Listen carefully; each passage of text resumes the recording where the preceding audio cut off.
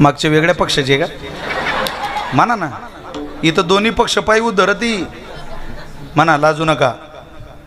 दरीला पंढरीचा चोर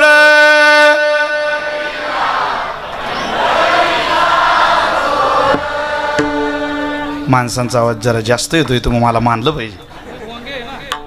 थोडं पुरुष मंडळीचा आवाज ऐकूया आपण एकदा. आपण म्हणा, दरीला पंढरीचा चोर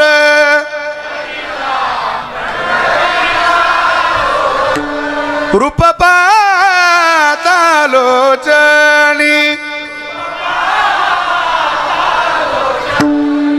सुख झाले ओ साजनी सुख तो हा विठ्ठल बरवा ऐका वचन कमळापती ऐके माझी रंकाची विनंती